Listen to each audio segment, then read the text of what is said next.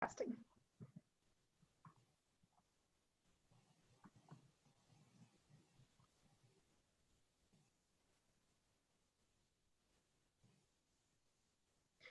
Welcome. My name is Corinne Waldow. I'm the Economic Development Director for the Boulder Chamber. I want to thank you for attending this week's Safer at Home Office-Based Business Hour.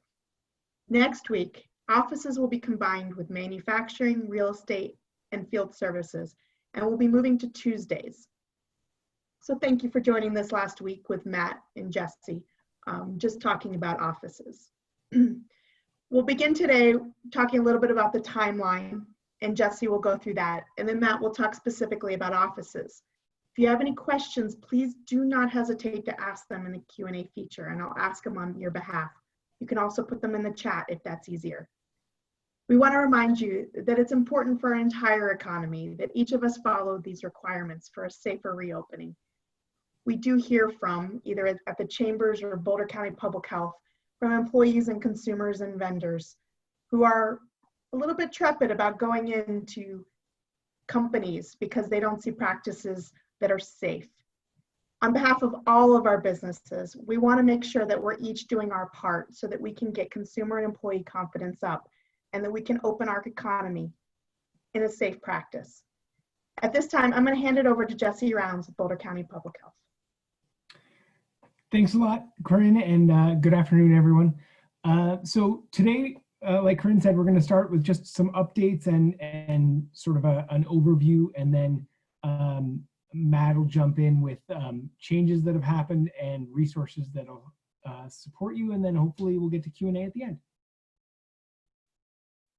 So just a quick overview, the public health order, compliance with the public health orders is obligatory. It's comes down from the state, and those are the rules. The requirements do change frequently. As I said earlier today, this is, we just received the 5th version of the Safer at Home order, and that's in a month, a little over a month. So that's a lot of change to be aware of, and that's why we're here. That's why we have all of us here to try to focus in on industries, but also provide sort of a general background for all of you, a source of information. And just to sort of close this one out, if you have specific questions about how your business can comply, or if you feel like you already have a practice that you think complies, contact an attorney. They can best give you advice. We cannot provide legal advice. So in terms of the timeline, this week has been, there's been quite a bit of change. On June 1st, the governor extended Safer at Home through the end of the month. And at the same time, opened up short-term rentals, and also announced that they'd be taking feedback, which ended yesterday, for houses of worship, outdoor and personal recreation and personal services changes that were proposed in the 5th order, and then that those changes would come out today. In terms of Safer at Home and the timeline going forward, as we've been saying in each of these sessions, Safer at Home is going to evolve. It's not going to go away. It's not going to change. It's not going to, I'm sorry, it's not going to go away. It is going to change. It's not going to go at the end of June. It's likely to be months before Safer at Home in some form or another goes away. And the things that really will drive that are a vaccine, some successful treatments, and eventually herd immunity to COVID-19.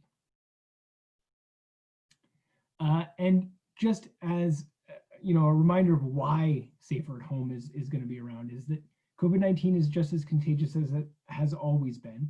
We don't have good treatments. We don't have a vaccine. So the best thing we can all do is continue to stay at home as much as possible. Stay safe. And in terms of face coverings and masks, this is a little saying that's been going around, when in doubt, bring it out. I encourage you, your employees, when they're in the office, need to be wearing masks in most situations. And it's good to wear it just often. It's very hard to know when when someone's going to be within 6 feet of you in advance. So it's always a good idea to have that mask on. And with that, Matt, thanks so much. Yeah, great. Thank you very much, Jesse. Hey, everybody. My name is Matt Hannon. I am the business liaison for office-based businesses. So I'm just going to go through a few updates. If you've been on this webinar before, you've already heard a lot of this information, but I think it's always a good reminder as to where to find a lot of great resources that are available to you. And obviously, if you are new to this webinar, this will really give you a great overview of office-based businesses. It doesn't matter if it's an architecture office, a law office, another type of administrative or real estate office. This really applies to every office setting. And so we'll kind of go through a number of slides here, and then I'll show you a few actual websites live as to where you can go for the most up-to-date and accurate information. So there really hasn't been any new updates since the Safer at Home order went into effect on May 8th. Offices aren't really like a lot of other industries. They're kind of straightforward and basic, which is really nice to keep track of what's going on and what needs to happen to go back to work. So a few of the big kind of talking points and guidelines that I'll quickly go through are that 50% maximum capacity. So if you are an office of 200 people, then you can only have at most 100 people in there. If you're an office of 20 people, you can have at most 10. Ideally, you'll still keep those numbers below that 50% max capacity. So if you can only have 20 or 30% of your office back actually in the office, that's preferable. Obviously to try to lessen any human contact and transmission of the virus. A lot of people, at this point, come June, people have been working at home for the better part of the last 3 months. So hopefully, if they're able to do that, they continue to do that for the foreseeable future. And then a lot of the small things are kind of across all sectors. So having good signage up, which we have signs available to you, and I'll show you where to find those as well in just a bit. Reminding folks in the office, that could be via email usually, maybe a once or twice a week reminder, just as to take precautions with social distancing, mask wearing. Cleaning is a big one. Increased frequency of cleaning, especially of high touch surface areas. So that means high touch surface areas, really where are people touching things. So think of doorknobs, think of refrigerator handles, think of faucets, in bathrooms. Also printers and copiers, if you have a common printer or copier area. Those places maybe you've never cleaned your printer, where everyone goes and touches the same spot, but you really should start to clean that maybe 2 or 3 times a day, or ideally after everyone uses it, or each individual uses it. Same with the general cleaning. There's not really any set guidance as to how much you should clean. Every office is a little different. Every space is different. Obviously, there's a different amount of people in any given space. So if you previously cleaned maybe just once a day, maybe bump that up to 2 or 3 times a day, maybe a late morning and an evening cleaning. So just to really make sure that you're doing it really religiously and making sure that everything's as clean as can be. Temperature checks are another big one. If you're an office of 25 or more, that means 25 or more are coming into the office every day. You must take temperature checks in the morning. If you are a smaller office, so less than 25 people are coming in, then you can have employees do that check on their own at home before coming into work, checking themselves for symptoms, taking their temperatures, and then reporting to somebody in the office. And that brings us to the coordinator. Assigning a maybe COVID coordinator, I kind of call them, which could be an HR professional, an office manager, just somebody that's in the office and is making sure that they're sending out those daily reminders or weekly reminders, making sure that things are getting cleaned properly, making sure that people are not coming into work when they're sick. Those are all really important things to be doing. And so having that coordinator really take charge is highly beneficial.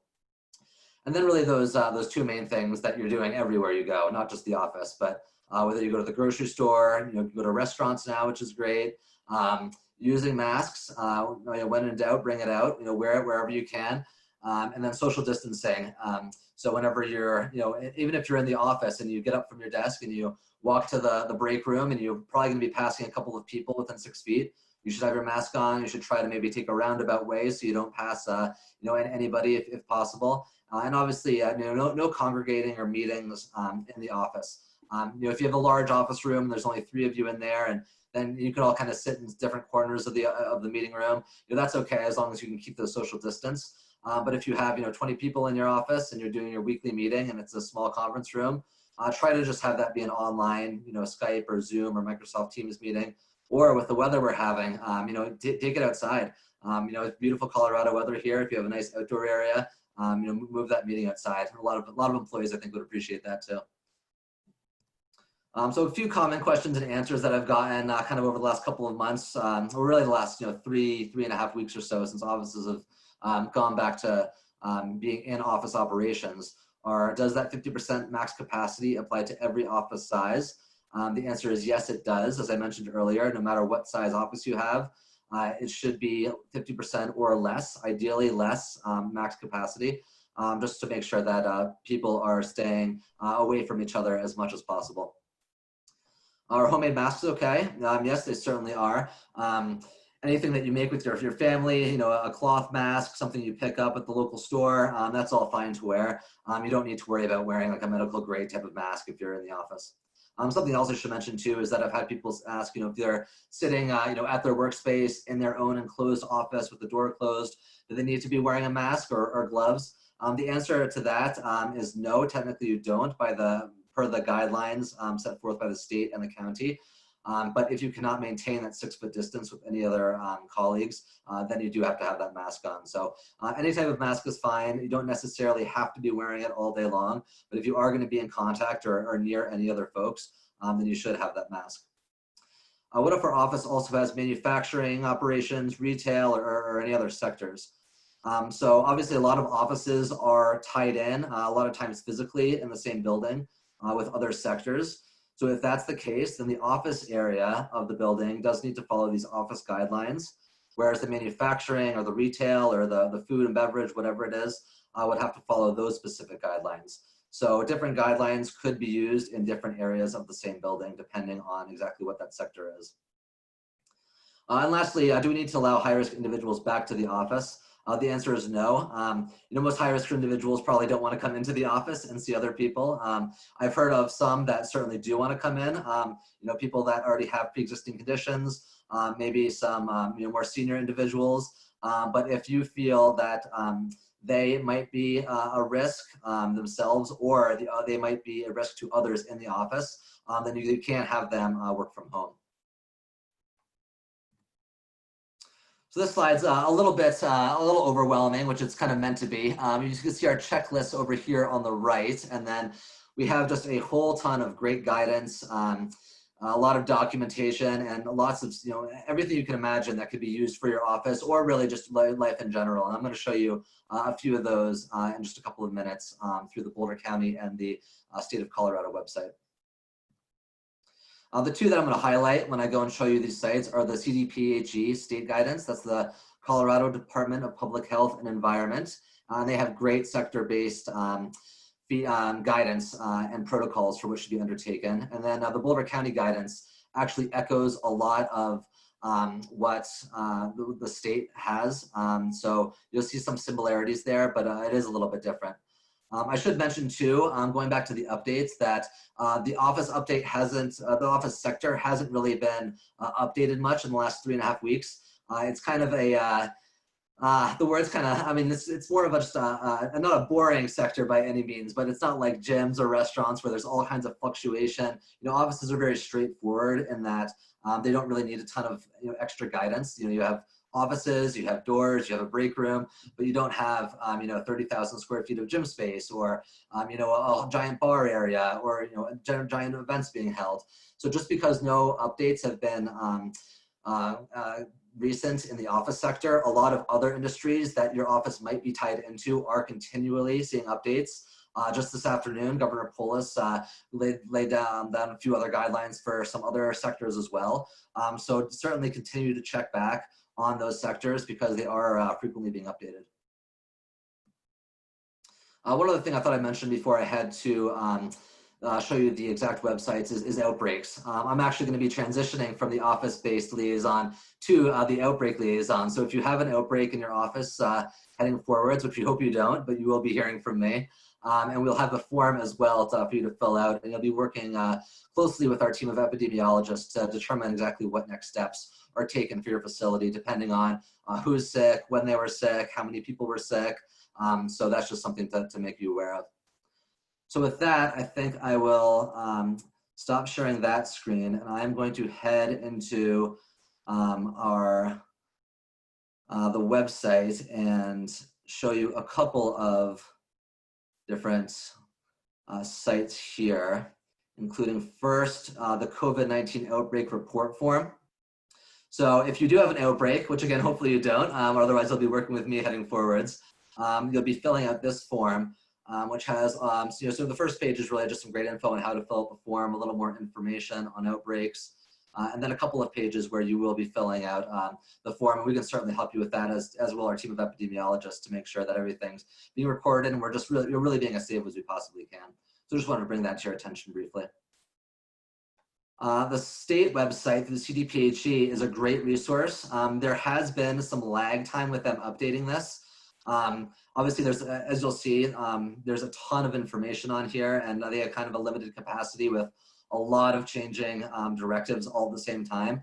So most of this information, including office-based businesses, is up to date. But I will say that there are some sectors where they might be a couple of days behind in generally updating some of that info.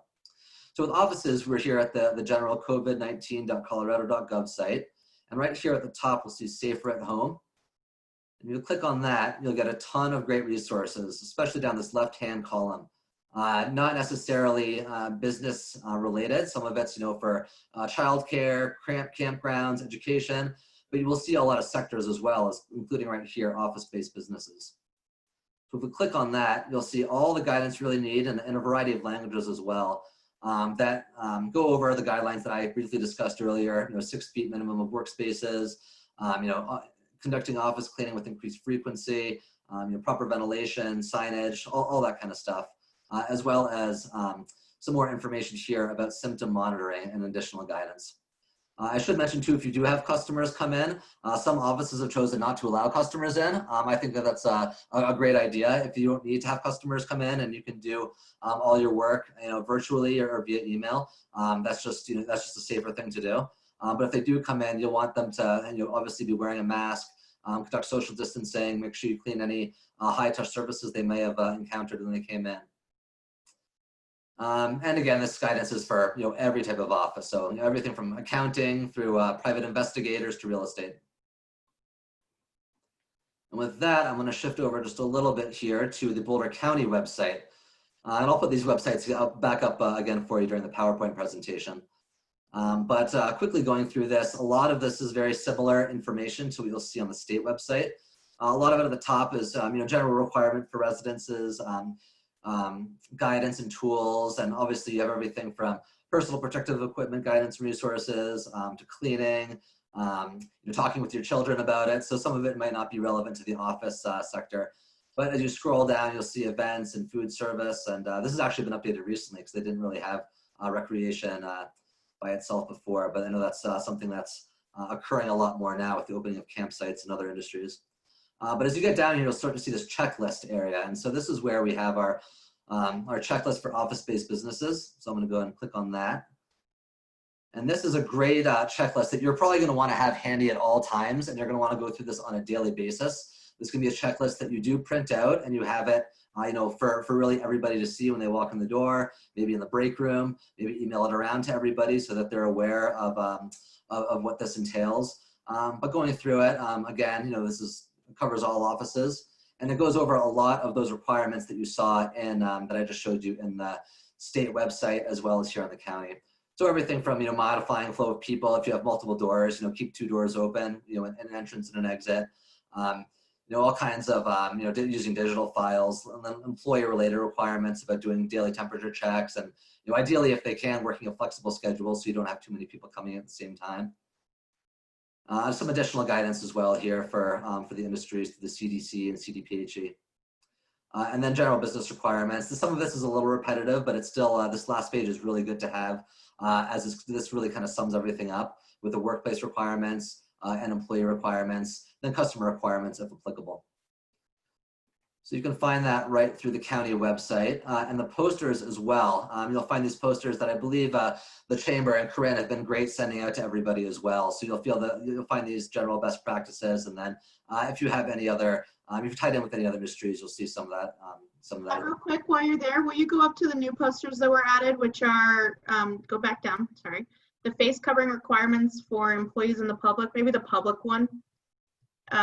This is a new one that you guys just created to help with some of the confusion about when you wear a mask and just kind of that crossover between the different municipalities. We know that in the office, you have to do it at certain times, but just so that people have that and can post it for their employees to understand, you know, when I get a haircut, do I need one? Oh, yep, I need one, so. Yeah, perfect. Thank you, Corinne. And yeah, this actually wasn't up as of a couple of days ago. So this is a great example of how it's great to, you know, consistently, you know, on a daily basis, come back to these two websites, to the state and the county, check for any updates. And then, as Corinne mentioned, you know, this is a great poster to hang up there. You'll see a lot of the industries on here, as well as the office-specific industry right down in this row.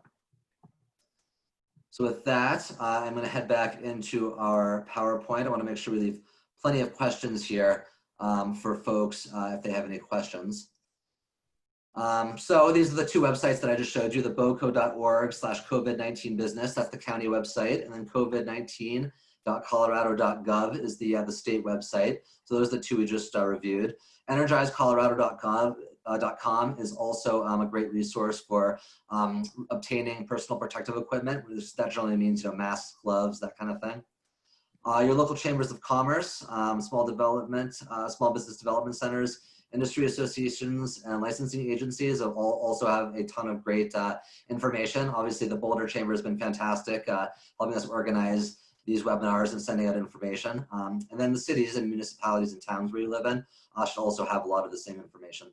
I should mention as well that some towns and cities here in Boulder County do have slightly stricter face mask orders. You know, I'm thinking of you know, Louisville, Lafayette, Superior, and Erie, I believe, are a little bit stricter in some cases than the county.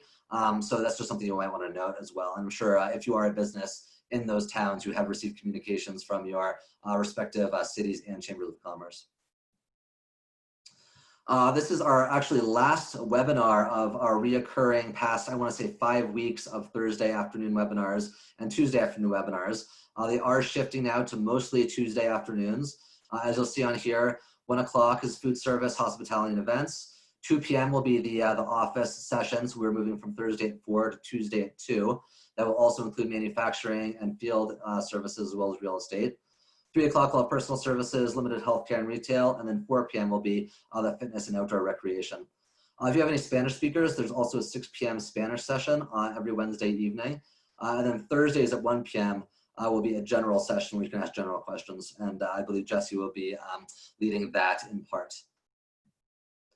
If you do have any questions, comments, concerns, ideas, we would love to hear from you. You know, our role here at Boulder County Public Health is to really provide guidance and education to the business community here in Boulder County, but we're really interested in getting feedback from you and hearing what's working and what you think might work better. So you are the businesses, you are the offices, you're out there really, you know, doing the great work and making our economy run. So if there's something that we might be able to help with, or you'd like to pass on to us, we're happy to hear from you. covidbiz@bouldercounty.org is the email address. And then we have a call center Monday to Friday, 9 a.m. to 5 p.m. And that's at 720-776-0822. So with that, I believe we can maybe open it up to see if there are any questions. All right, thanks, Matt. So one of the reasons we combined it with field services and real estate and manufacturing was because it was more of the employee-focused professions, and we'll be able to give you those opportunities to get any updates. Maybe, like, I know that office didn't have a lot of updates, but maybe if we could give a little perspective as to what did, maybe Jesse, a little bit about like personal services and gyms, which just got posted. Yeah. What did get and what industries are still closed. So yeah, I mean, I think in terms of industries that are still closed, you know, your events businesses are still looking for that way to get open. In terms of businesses that had major updates, recreation, personal recreation, indoor recreation had major updates. Personal services had some pretty significant updates. And you know, they looked into religious services, which has been a big item that wanted to come back, and I believe that had some significant updates and is now open to some extent. But yeah, so not every update to the public health order is going to cover all the businesses. I think, you know, we're likely to see more and more of heading in one, like everyone heading in one direction towards the point where everyone's open to some extent. And that's what we're going to see over the coming weeks. Thank you. And Matt, we've gotten this question on every call today, especially in those industries that haven't changed. Do you still need to do temperature checks and wellness screening of all your employees when they come in? Yeah, so that's still something that should be undertaken until you hear otherwise. So like I mentioned earlier, those larger offices that have 25 or more people coming in every morning, those should be done on site with a touchless thermometer. I'm sure you've seen them or hopefully have been doing them that go, you know, straight to the forehead, and you really just want one person, you know, touching that thermometer. So that would be that kind of COVID coordinator that I mentioned earlier. In those smaller offices, you know, if you only have, you know, 5 or 10 people coming in the mornings, that would be fine to do their own at-home temperature checks. Where you know, maybe they take their own temperature, make sure they're feeling okay, and whether or not you have what you think may be a COVID symptom versus just a regular cold or flu, doesn't matter. If you're not feeling well, feeling under the weather in any way, stay home. So it's allergy season, and I just got this question. It's allergy season, and in the screening says if you have any of these symptoms, stay home. How do you distinguish, you know, those people that are allergy sufferers? Yeah, that's where I think having a thermometer would really come into play. You know, if you aren't sure if you have allergies and, you know, you're getting kind of sniffly and, you know, it's kind of questionable, but you don't have a thermometer, I'd say play it safe, stay home, do not go into the office, even if you think maybe it's allergies. But if you want to kind of be more sure, you know, go purchase a thermometer, make sure you take your temperature, and if you're, you know, above 100 degrees, then stay at home. Okay. Well, looks like you answered all the questions in your presentation, because I haven't gotten any. I don't know if I have a few folks on here, but I know this is kind of you know, our 5th one we've had in a row on the last 5 Thursdays. So you know, as I mentioned earlier, the state and the county websites are updated very frequently. Sometimes there's a day or two of lag time with the updates, but generally, if you have any questions, probably 95% of them can be answered through information through the county or state website. Obviously, if you have a unique situation, feel free to reach out to us at covidbiz@bouldercounty.org, and within a day or so, we'll get back to you. But yeah, happy to work with whoever we can. Okay, and just a reminder that safer at home is going to be our new norm for quite a while. That when July 1st comes and the latest order expires, there's probably going to be another order in its place that loosens the restrictions in some areas and hopefully doesn't tighten any restrictions. So let's keep up the good work, Boulder County and the state of Colorado. But don't, you know, we're probably not going to be at that place for not wearing masks in some capacity or doing some sort of temperature check or, you know, check of symptoms for quite a while. So let's just get all your questions answered. If you have questions, I mean, I get them on email. You know, what kind of thermometer, or you know, what about the kitchen or our ice machine? Ask them, because it's better to ask and get an answer and to make sure you're following safe practices than it is to just wonder and maybe possibly expose either employees, vendors, or customers to the virus. So with that, I'm going to thank Matt. I've enjoyed working with you over the last couple of weeks. Good luck on your newest mission of helping with outbreaks. And Jesse, thank you. We'll see you a lot more starting next week.